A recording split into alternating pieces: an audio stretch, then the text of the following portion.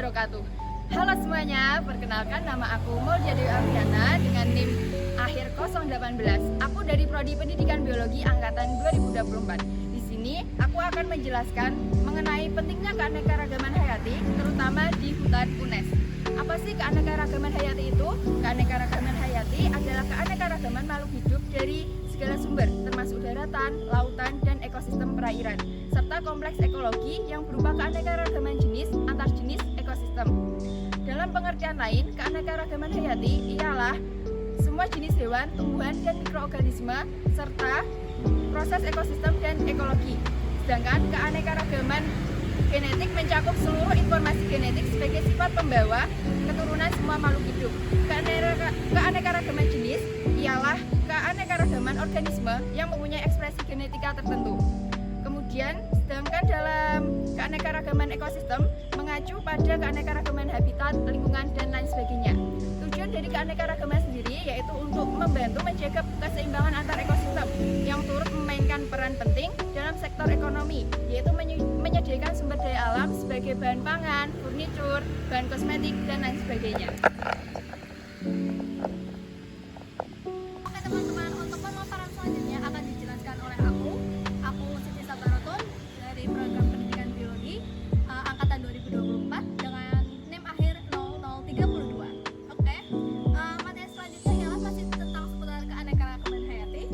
Jadi keanekaragaman hayati ini masih memiliki beberapa ciri-ciri, diantaranya itu memiliki nama ilmiah, memiliki variasi, serta memiliki variasi morfologi yang mencolok.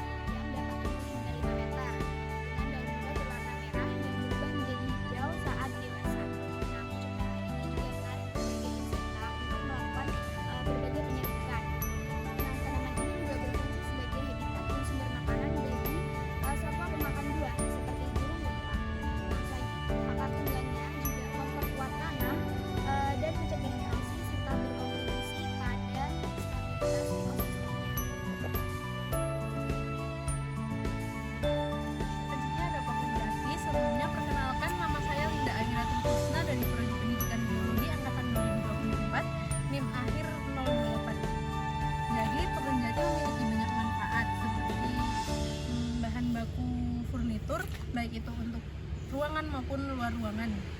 Kemudian bahan bangunan seperti rumah, jembatan, dan bantalan rel.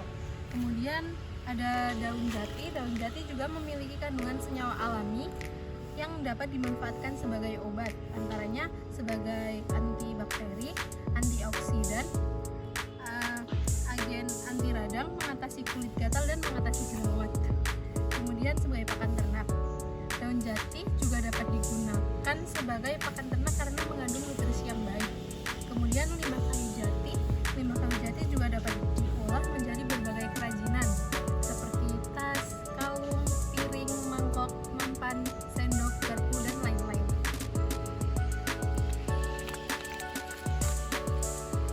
Selanjutnya ada pohon belimbing. Pohon belimbing dapat dimanfaatkan dari berbagai bagiannya, termasuk buah, daun, bunga, dan juga akar. Buah belimbing kaya akan vitamin C, serat, dan berbagai nutrisi lain. Buah ini dapat membantu menurunkan berat badan, menurunkan risiko penyakit jantung dan stroke, serta mempercepat penyembuhan luka. Kemudian belimbing juga dapat diolah menjadi berbagai makanan dan juga dapat digunakan sebagai ramuan untuk obat dan mengatasi batuk, sariawan, atau malaria. Kemudian akar belimbing juga dapat digunakan sebagai ramuan obat untuk mengatasi penyakit rematik. Ini ada pohon buah-buahan. Pohon ini termasuk salah satu pohon yang banyak dijumpai di lingkungan UNES, terutama di pinggir jalan atau di pinggir jalan utama UNES. Dan pohon ini dapat digunakan sebagai area resapan air dan juga membuat lingkungan UNES terlihat lebih asri. Berikutnya adalah pohon Switenia mahagoni. Perkenalkan, saya Luciana Ismatulahdani dengan NIM akhir 024. Saya akan menjelaskan tentang pohon mahagoni. Pohon Switenia mahagoni memiliki banyak manfaat, terutama pada kayunya yang kuat dan tahan lama sehingga sering digunakan untuk furnitur, lantai, dan kerajinan yang berkualitas tinggi. Biji mahoni dimanfaatkan dalam pengobatan tradisional untuk membantu menurunkan kadar gula darah dan meningkatkan sirkulasi darah. Kulit batangnya memiliki khasiat anti-inflamasi dan antimikroba. Pohon mahoni juga memiliki fungsi ekologi penting karena dapat menyerap polutan dan meningkatkan kualitas udara di sekitarnya. Berikutnya adalah pohon bambu sahaja atau yang bisa disebut pohon bambu. Pohon bambu memiliki berbagai manfaat. Contohnya seringkali digunakan sebagai bahan bangunan, pembuatan jembatan, perabot, rumah, kerajinan tangan, serta alat musik tradisional. Rebungnya bisa dikonsumsi sebagai sayuran kaya nutrisi. Serat bambu dimanfaatkan dalam industri tekstil sebagai bahan kain yang ramah lingkungan. Selain itu, bambu berperan dalam konservasi lingkungan karena akarnya mencegah erosi tanah dan tanaman bambu mampu menyerap karbon dioksida dengan baik, sehingga membantu udara mengurangi polusi udara. Selanjutnya adalah pohon mangga indica atau yang bisa disebut pohon mangga. Pohon mangga memiliki berbagai manfaat, yaitu buahnya kaya akan vitamin C dan antioksidan, baik untuk dikonsumsi segar atau diolah menjadi jus. Selain dan manisan, daunnya sering digunakan dalam pengobatan tradisional seperti untuk mengontrol diabetes dan bentakan jantung. Kulit batangnya memiliki sifat antioksidan dan antimikroba, kadang dipakai sebagai pewarna alami. Biji mangga juga dimanfaatkan sebagai bahan kosmetik dan obat tradisional. Kayu pohon ini bisa digunakan untuk membuat furnitur atau sebagai bahan bangunan.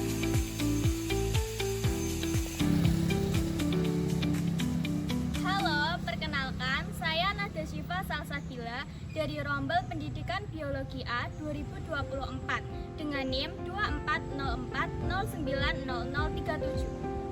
Nah, dari kesimpulan ini, Hutan Konservasi UNES merupakan salah satu konservasi di kawasan perguruan tinggi yang memiliki peran krusial dalam menjaga keanekaragaman hayati. Keanekaragaman hayati di UNES sendiri sangat beragam, mencakup berbagai spesies tumbuhan,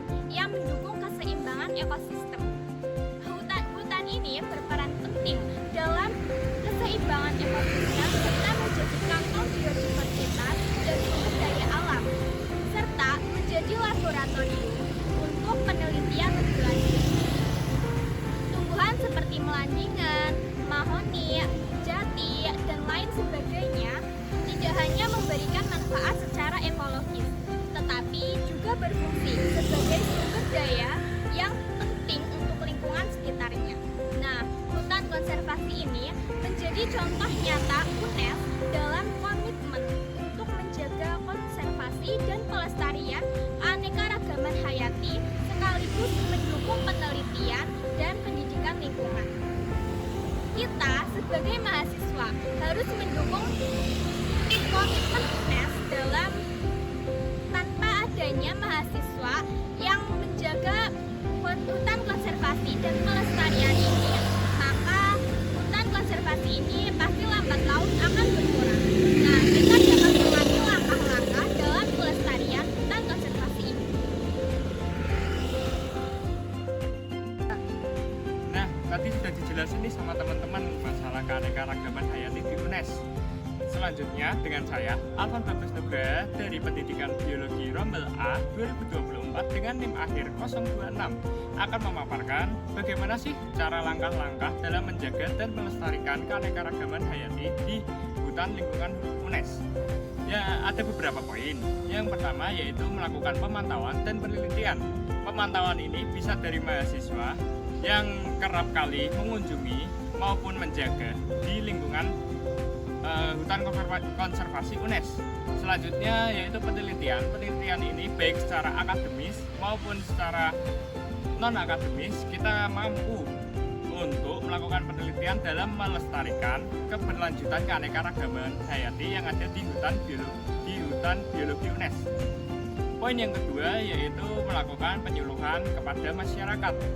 Nah, jika kita ingin menyebarluaskan keanekaragaman hayati yang ada di UNES ini di lingkungan sekitar UNES, kita juga harus memberikan penyuluhan kepada masyarakat mengenai pentingnya keanekaragaman hayati yang ada di lingkungan UNES. Karena tadi sudah dijabarkan oleh teman-teman saya mengenai beberapa manfaat keanekaragaman hayati yang ada di UNES. Untuk poin yang terakhir yaitu kolaborasi dan penyuluhan. Kolaborasi ini baik dari pihak UNES maupun dari mahasiswa bisa melakukannya. Dari pihak UNES bisa melakukan kerjasama dengan lembaga-lembaga yang terkait dengan lingkungan hidup. Sedangkan oleh mahasiswa bisa bergerak melalui organisasi-organisasi yang nantinya akan membangun relasi dengan lembaga-lembaga lingkungan hidup baik di lingkungan daerah maupun di lingkungan nasional. Nah, setelah saya jabarkan mengenai langkah-langkah ini, kami, kelompok 6, berharap dapat menyebarluaskan masalah keanekaragaman hayati ini. Jadi kita dapat menjaga serta mengembangkan keanekaragaman hayati yang ada di hutan konservasi UNES. Ini sejalan dengan moto UNES yaitu kampus konservasi. Jadi kita sebagai mahasiswa juga harus ikut andil dalam melakukannya. Sekian dari kelompok kami. Wassalamualaikum warahmatullahi wabarakatuh. Sekian dari kelompok kami. Saya Alvan. Saya